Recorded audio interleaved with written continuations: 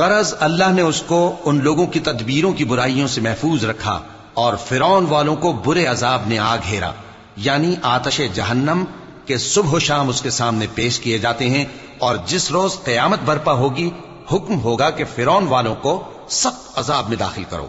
اور جب وہ دوزخ میں جھگڑیں گے تو غریب لوگ بڑے آدمیوں سے کہیں گے کہ ہم تو تمہارے تابع تھے، تو کیا تم دوزخ کے عذاب کا کچھ حصہ ہم سے دور کر سکتے ہو؟ بڑے آدمی کہیں گے کہ تم بھی اور ہم بھی سب دوزخ میں ہیں، اللہ بندوں میں فیصلہ کر چکا ہے۔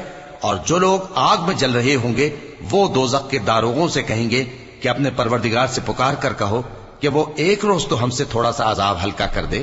وہ کہیں گے کہ کیا تمہارے پاس تمہارے پیغمبر نشانیاں لے کر نہیں آئے تھے؟ دوزخی کہیں گے کیوں نہیں؟ تو وہ کہیں گے کہ تم ہی پکار لو، اور کافروں کی پکار اس روز بیکار ہوگی۔ ہم اپنے پیغمبروں کی اور جو لوگ ایمان لائے ہیں ان کی دنیا کی زندگی میں بھی مدد کرتے ہیں، اور جس دن گواہ کھڑے ہوں گے یعنی قیامت کو بھی، جس دن ظالموں کو ان کی معذرت کچھ فائدہ نہ دے گی، اور ان کے لیے لعنت اور ان کے لیے برا گھر ہے۔ اور ہم نے موسیٰ کو ہدایت کی کتاب دی اور بنی اسرائیل کو اس کتاب کا وارث بنایا، جو عقل والوں کے لیے ہدایت اور نصیحت تھی۔ لہذا صبر کرو، بے شک اللہ کا وعدہ سچا ہے، اور اپنی کوتاہی کے لیے معافی مانگو، اور صبح و شام اپنے پروردگار کی تعریف کے ساتھ تسبیح کرتے رہو۔